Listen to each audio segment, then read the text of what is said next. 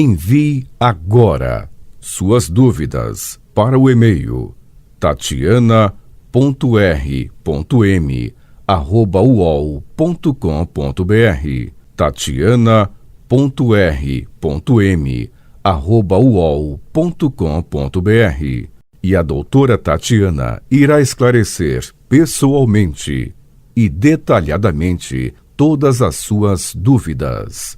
Ligue em São Paulo para 34 39 85 85. Repetindo, 34 39 85 85. Olá, queridos ouvintes, estamos com mais um programa Leis do Sucesso e hoje a gente vai ter alguns assuntos aí e um deles é que a votação agora vale como prova de vida para o INSS.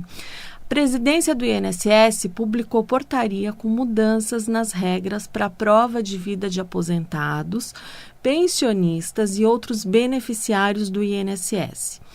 O voto é a maior expressão da cidadania, então ele é o resultado da conquista da democracia e a garantia da liberdade da escolha dos representantes do país, dos estados e dos municípios. Então, a comprovação do voto, previsto no artigo 14 da Constituição Federal, assegura a situação regular com a Justiça Eleitoral, garantindo aos eleitores o acesso a diversos serviços públicos, como a emissão de passaporte, além da participação em concursos, por exemplo, garante você participar de concursos. E a partir de agora, a votação nas eleições, ela também servirá como prova de vida para o Instituto Nacional do Seguro Social, INSS. Então, como eu já disse em outro programa, a prova de vida ela será automática por meio de cruzamento de informações de bases de dados públicas, federais, estaduais e municipais. Então, além da votação na eleição, se você apresentar os seguintes documentos ou fizer os seguintes atos, servem como prova de vida para o INSS. Então, comprovante de vacinação, cadastro em órgãos de trânsito, emissão ou renovação de passaporte, carteiras de trabalho, de identidade e de motorista, alistamento militar e outros documentos que exigem presença física. Recibo de pagamento de benefício por reconhecimento biométrico, é uma outra forma, declaração de imposto de renda e registros de atendimentos presenciais ou perícias médicas em agências da Previdência Social. Então, o comprovante de votação eleitoral, que serve como prova de vida do INSS, é uma garantia do cidadão em relação ao próprio exercício do voto. Ele é aquele papel que o eleitor recebe do mesário, aquele papelzinho na sessão eleitoral, ao final da votação. Então, essa espécie de recibo, ela só é entregue no dia da votação e não existe segunda via. Bom, então, vamos tratar agora de um outro assunto também bem importante. O governo federal estabeleceu novas regras para o bloqueio e suspensão do benefício do INSS, Instituto Nacional do Seguro Social, em casos de suspeitas de irregularidades. Agora, o benefício é bloqueado de forma cautelar, antes que o segurado se defenda. Então, ao receber o comunicado do INSS, o segurado tem 30 dias para apresentar a sua defesa e documentos que comprovem seu direito ao benefício. O INSS terá 30 dias para analisar e decidir se desbloqueia ou suspende o pagamento. Caso a análise processual não seja concluída pelo INSS dentro do prazo, o pagamento deverá ser desbloqueado automaticamente. Então, o desbloqueio não será feito se o segurado não tiver apresentado uma defesa de acordo com a portaria do dia 27 de novembro no Diário Oficial da União. 27 de outubro. 27 de setembro, que veda a possibilidade de recurso ao Conselho de Recursos da Previdência Social. Então, se perder este prazo, haverá o bloqueio cautelar imediato do benefício, sem possibilidade de recurso ao Conselho de Recursos da Previdência Social. Então, os novos procedimentos, eles têm o objetivo de combater fraudes milionárias, envolvendo benefícios do INSS. No mês passado, a Polícia Federal, ela identificou uma suspeita de fraude que pode chegar a 486 milhões em pagamentos de benefícios. Então, o INSS ele é alvo histórico de fraudes, mas nos últimos anos foram intensificadas parcerias com diversos órgãos para o combate a essas fraudes. Então, o INSS busca falhas básicas de cadastro nas folhas de pagamento. Então, um dos problemas que frequentemente resultam na identificação de fraudes são os casos em que a varredura aponta que o CPF do beneficiário não está registrado na base de dados da Receita Federal. Às vezes é por um erro de digitação que pode ser facilmente resolvido pelo segurado. Então, o que fazer se você tiver o benefício bloqueado? A partir do recebimento da notificação, o segurado tem 30 dias para agendar pelo telefone 135 ou pelo site meu.inss.gov.br o atendimento em uma agência da Previdência. Ao comparecer no INSS, o segurado deverá apresentar a documentação solicitada para pedir a correção da falha que gerou a convocação. Então, o INSS terá 30 dias para analisar a defesa e dar um parecer. Se não obedecer o prazo, ele terá que desbloquear o pagamento. Caso o INSS decida pela suspensão do benefício, o segurado poderá recorrer à junta de recursos e à justiça. Agora, quem trocou de endereço deve atualizar o cadastro no INSS. Então, organize e conserve documentos que serviram de base para comprovar o direito, como carteiras de trabalho, com anotações originais, carnês de contribuição, laudos, relatórios e exames para quem recebe benefício por incapacidade. Bom, infelizmente, os bandidos eles estão cada vez mais ousados. Então, temos mais e mais fraudes nos benefícios previdenciários. Então, mês passado, a Polícia Federal identificou uma suspeita de fraude que provavelmente passou dos 486 milhões em pagamentos de benefícios como o auxílio reclusão. Então, o benefício pago, chamado auxílio reclusão, cujo objetivo é proteger os parentes que, com a prisão do segurado, podem ficar sem renda e, no caso de jovens, abandonar a escola para trabalhar. Então, a operação para identificar os desvios também contou com a atuação do INSS e, além do INSS, a FEBRABAN, que é a Federação Brasileira de Bancos. Então, setores de inteligência das instituições financeiras que fazem esses pagamentos verificaram indícios de irregularidades nas transferências. Então, essas fraudes elas foram feitas por meio de acessos de senhas de 29 servidores do INSS. A principal suspeita é que os códigos tenham sido hackeados. Então, os criminosos eles conseguiram reativar benefícios e alterar dados de contas bancárias para que os pagamentos fossem feitos. Infelizmente, essas pessoas utilizam a inteligência para o mal. Então, imaginem o bem que elas poderiam fazer à humanidade se elas utilizassem toda essa inteligência para ajudar as pessoas. Bom, eles aprontam e no final quem paga o pato são são os beneficiários do INSS, podendo ser alvos de tantos bandidos e de fiscalizações no seu benefício previdenciário. Bom, entre os indícios do crime encontrados, foi possível verificar em uma grande quantidade de casos que titulares das contas dos bancos não eram os mesmos destinatários dos benefícios. Então, um outro padrão notado é que as reativações elas foram feitas em benefícios que estavam perto de completar 5 anos com valores de atrasados que nunca passaram de 100 mil.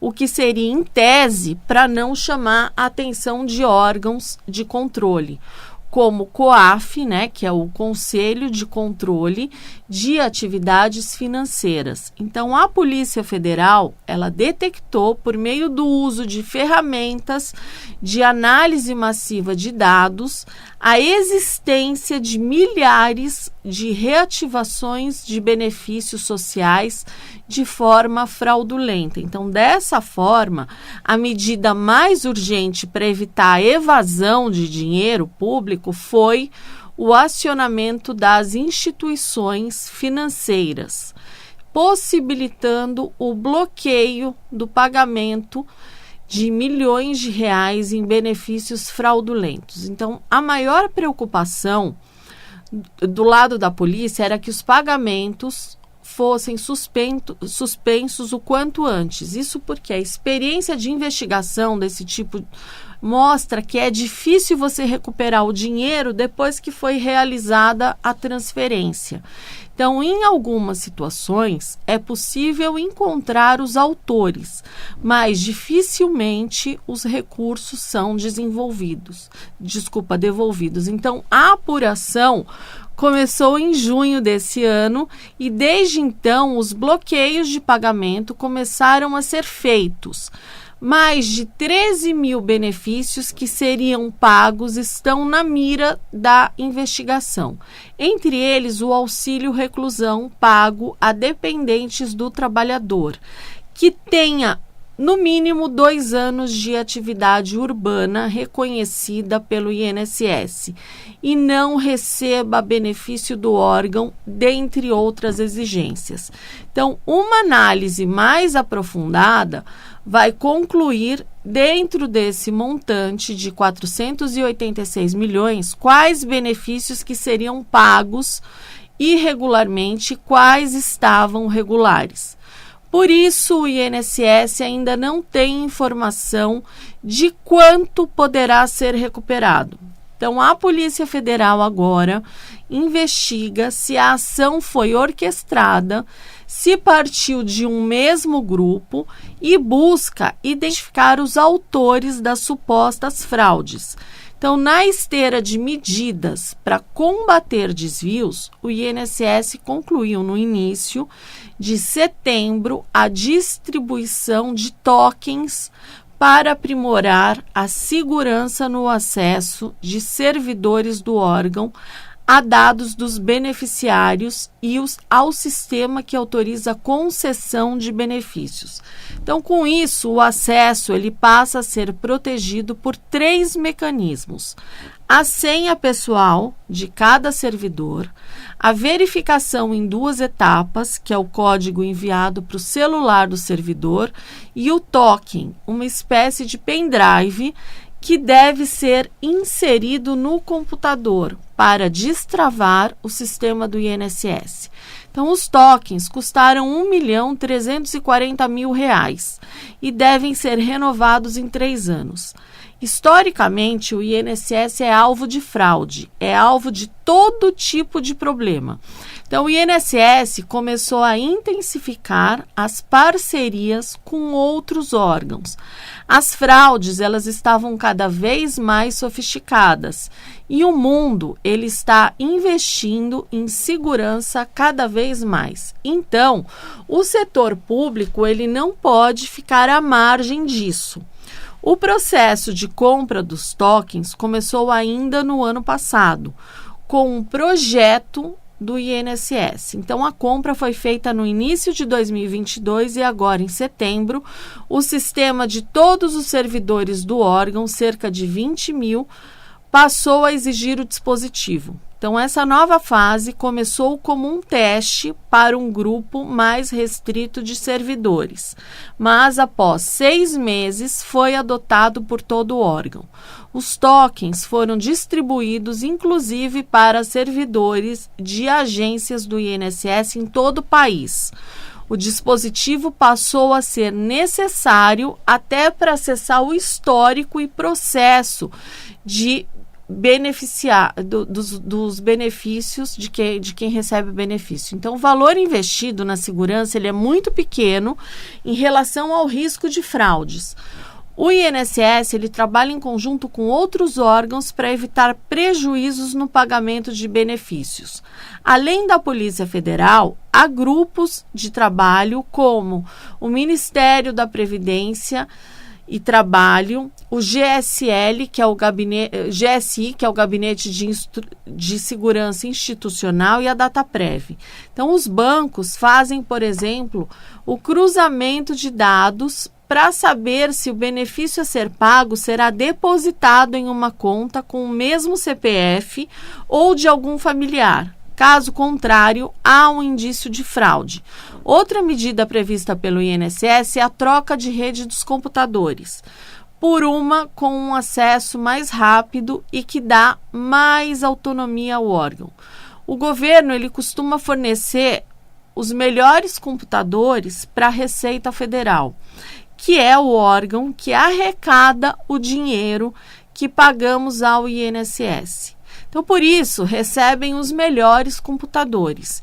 E o que eles não usam mais costuma ir para o INSS e fica com os piores aparelhos. Então, atualmente, em caso de alguma suspeita de acesso irregular, com informações e senhas de servidores, o INSS não consegue bloquear o acesso imediatamente. Então, às vezes, ele depende da Dataprev. Além disso, o INSS ele quer investir mais em cursos e conscientização dos servidores sobre os riscos de fraude para evitar que o sistema seja burlado. Então, alguns cuidados para você evitar golpes. Então, cuidado com as suas senhas. Não compartilhe sua senha com amigos e parentes ou encaminhe senhas por aplicativos de mensagens, e-mails ou SMS. Nunca utilize dados pessoais como senha, data de aniversário, placa de carro, nem números repetidos ou sequenciais, exemplo 1111 ou 123456. Nem anote senhas em papel, no celular ou no computador. Cuidado com seu cartão, nunca entregue seu cartão a ninguém. Os bancos não pedem os cartões de volta, mesmo se houver a possibilidade de fraude ou defeito. Eles também não mandam um portador buscar seu cartão. Isso nunca acontece. Se for, é golpe. Confira seu cartão após uma compra. Ao terminar de realizar uma compra na maquininha, verifique o nome no cartão para ter certeza que realmente é seu. Sempre confira o valor da maquininha antes de digitar a sua senha e proteja o código de segurança. Atenção com ligações. Se receber contato em nome do banco solicitando para ligar para a sua central de atendimento, ligue a partir de outro aparelho. Assim, evita que o golpista prenda a sua linha telefônica e nunca informe suas senhas. Nunca clique em links desconhecidos. Sempre confira a origem das mensagens ao receber promoções e e-mails que dizem ser do banco. Nunca clique em links de promoções muito vantajosas ou que peçam sincronização, atualização, manutenção de token. App ou cadastro. O banco nunca envia e-mails informando que a sua conta foi invadida e pede para enviar os seus dados. Isso nunca acontece. Cuidado em compras online. Dê preferência a sites conhecidos e confira sempre se o endereço do site é verdadeiro. Então, para garantir, não clique em links, digite o endereço no navegador. E sempre use o cartão virtual para realizar compras na internet. Cuidado nas operações bancárias. Sempre confira o nome do recebedor quando você paga um boleto, quando você realiza transferências ou Pix. Não fotografe ou filme a tela do caixa eletrônico ao utilizá-lo. Você nunca envie fotos, vídeos ou capturas de telas pelo celular. Se precisar de auxílio no caixa eletrônico, peça ajuda a um funcionário do banco, devidamente identificado. Cuidado com o que você compartilha nas redes sociais. Um simples post pode dar muitas informações sobre você para golpistas. O que você compartilha pode ajudar bandidos a conhecer seu perfil e comportamento. Então, todo cuidado é pouco quando a gente lida com as redes sociais. Então, você precisa prestar bem atenção. Por exemplo, a mãe que fotografa o filho com uniforme, já vão saber qual é a escola da criança. Então, você precisa tomar muito cuidado. As fraudes, elas estão correndo solta por aí. Então, tome muito cuidado. Evite informações. Evite, vamos supor, toda terça-feira você faz check-in num happy hour. Então, você está dando uma dica para quem quiser. Se um bandido quer fazer um sequestro relâmpago, você está dando dicas aí para eles. Então, você precisa tomar cuidado com isso também. Então, são uma série de cuidados que a gente precisa tomar. Você vai sair, você vai muito longe, deixe uma conta poupança só para você utilizar nessas ocasiões, para se você for assaltado, não pegarem, por exemplo, seu cartão de crédito ou uma conta que tenha muito dinheiro. Evite levar aquele celular. Muita gente agora pega o aparelho velho e deixa em casa só para acessar bancos, e o aparelho que sai na rua não tem acesso a nenhum banco. Então, são cuidados. A gente está vivendo em tempos novos, né? Essa tecnologia toda, então a gente precisa tomar cuidado, porque não é todo mundo que usa a atenção para o trabalho, que usa a inteligência para ganhar dinheiro, para buscar novos clientes. Não, a pessoa, para procurar um emprego, a pessoa usa o tempo disponível e a inteligência para o mal, para pegar dinheiro dos outros, para viver de um modo fácil e de preferência que ganhe muito. Então, acaba prejudicando aí muita gente. Bom, gente, essas são as minhas dicas de hoje. Eu vou me despedindo de vocês. Fiquem com Deus e até o próximo Leis do Sucesso. Envie agora suas dúvidas para o e-mail tatiana.r.m@uol.com.br tatiana.r.m@uol.com.br. E a doutora Tatiana irá esclarecer pessoalmente e detalhadamente todas as suas dúvidas. Ligue em São Paulo para 34 39 85 85. Repetindo, 34 39 85 85.